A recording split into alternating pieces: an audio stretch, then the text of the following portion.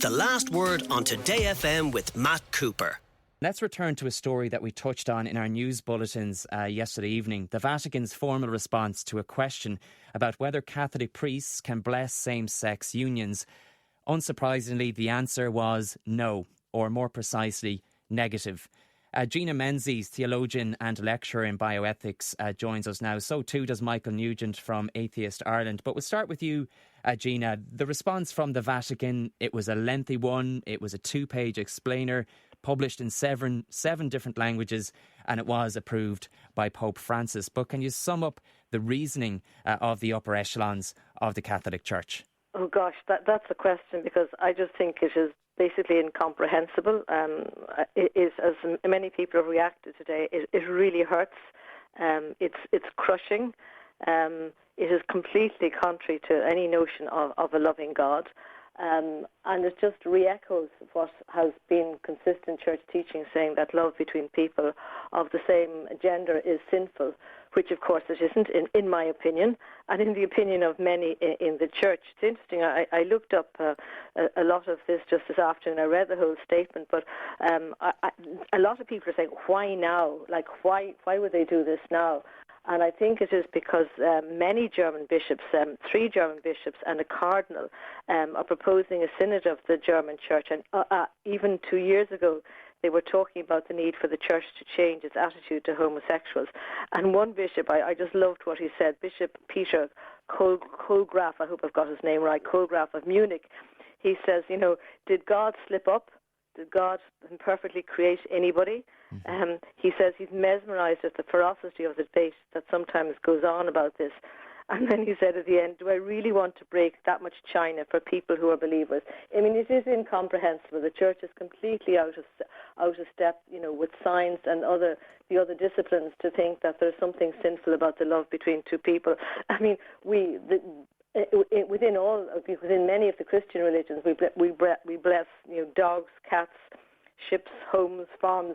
And I have one interesting story of a blessing of scooters by John Charles McQuaid, when some nuns of the Medical Missionaries of the Sacred Heart were cycling to UCD on their bicycles, and on very windy, wet days their skirts were all akimbo, and John Charles spied on everybody, particularly on nuns and priests, and the next day they were told that this wasn't in order, but that he was going to rectify it, because the following week he brought 3 scooters to the residents and he blessed them. Incredible. If you can bless scooters and you can't bless love, Yeah, to think you can bless these inanimate objects, and not bless 2 people who are in love with each other just because they happen to be of the same gender. It is truly incredible. And I'll bring in Michael at this point, because one of the lines that struck me in that lengthy explainer was, God does not and cannot bless sin. And it took my breath away. I mean, Michael, what's the big deal? I mean, shouldn't the church move with the times, with the will of society as a whole? What's the big deal?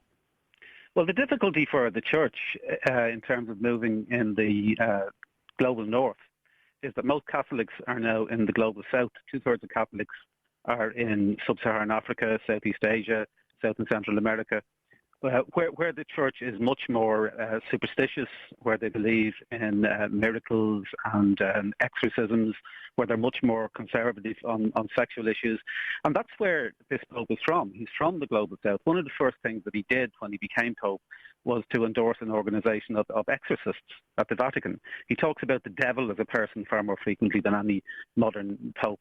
He is theologically regressive.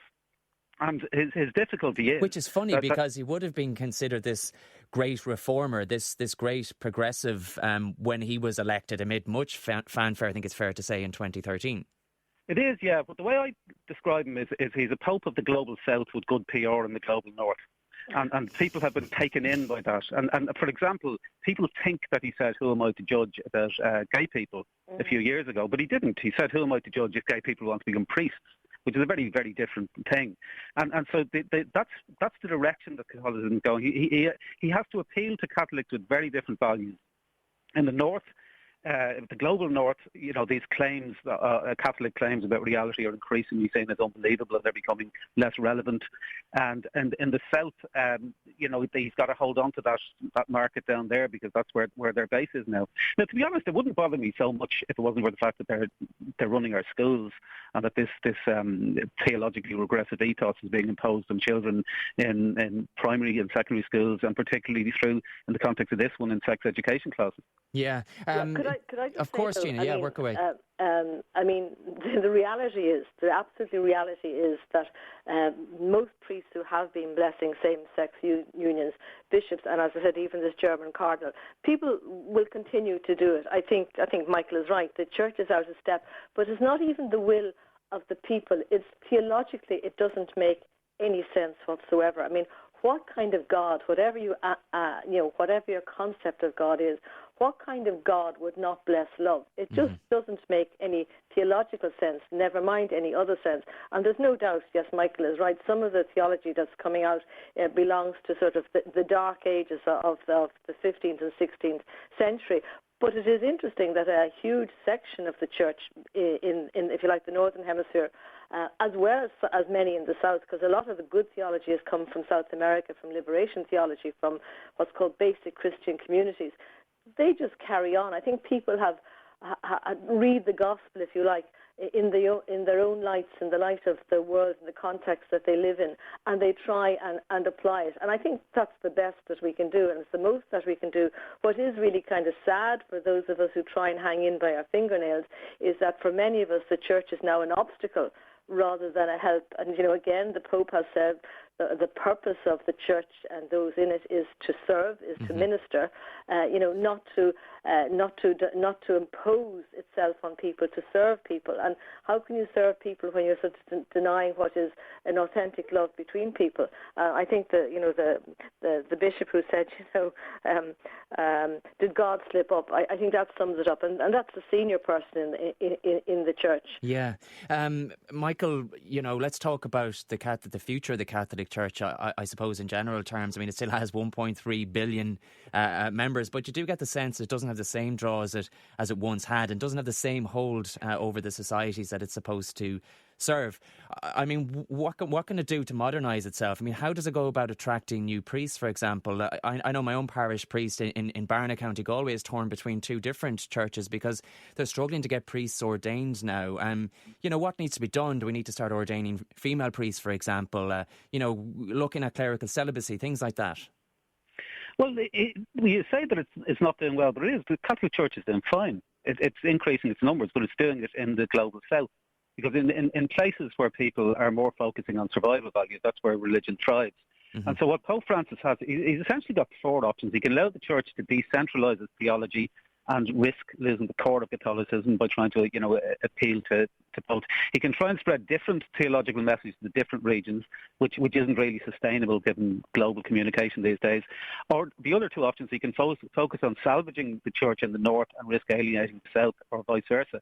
And none of them are particularly appealing, but the reality is I think they'll end up focusing on the south, where and Jane's right, they are more socially progressive on social justice issues in the south, but they're much more conservative on sexual issues, and they're much more superstitious in terms of exorcisms, which this Pope endorses and has increased since he became Pope, and on issues like miracles and stuff like that. So in the global north, my own guess is that in the global north will just continue to become less relevant. Most Catholics don't believe in the Pope's authority. Most Irish Catholics don't believe in things like transubstantiation. Only about half of them believe in hell. Most Irish Catholics are, in effect, Protestants who call themselves Catholics. Gina, would you agree with Michael's comments? Well, the way I would look on it is, I think if you talk about the church's institution and then you talk about the church's, if you like, message, and I still, for all its faults, subscribe to the message of the Gospels. I think the world could badly do with the message of, love and hope and forgiveness and mercy. There's no doubt about that. The world badly needs it. I think, as I said, the institution is an obstacle to many people. And I think what is happening is that there is a strong move towards, if you like, subsidiarity, and the German bishops who are going to have the synod. That we had the Pan-Amazonian synod just was a year ago, where again all the church leaders in the Amazonian region called for the ordination of married priests, and they called for they called for women to be deacons. I mean, that's happening already. So I think what is happening in, if you like, Michael wants to, the Northern Church, but also in the Southern Church in many places, is that people are taking the gospel onto themselves and living it out in the way that makes sense to them. It's not like the will of the people. It's the way that makes sense to them. If something isn't meaningful, it isn't life-giving.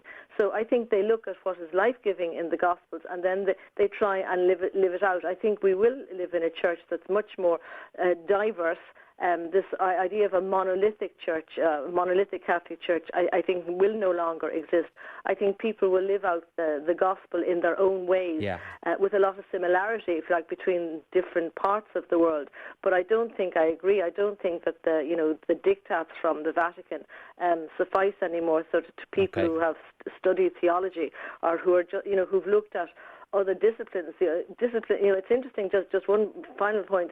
The Church's teaching on, if you like, social issues, as Michael has said, has hugely changed in the last 100 years, because the institution listened to psychologists, sociologists, economists, all those other disciplines, and read into that the gospel. Now, the problem is they seem to be incapable of transferring that understanding to anything to do with human sexuality, which poses a huge question. Why would they listen to the insights of disciplines in a huge section of the activities of life, and yet when it comes to human sexuality, completely discarded? Because the evidence is that people are created gay, lesbian, homosexual, and that's the way it is. I think that the priest, the bishop who said, did God slip up? Well, obviously he believes whatever you understand God to be, God doesn't slip up. Okay. Gina Menzies, theologian and lecturer in bioethics, and Michael Nugent from Atheist Ireland. I've really enjoyed our chat.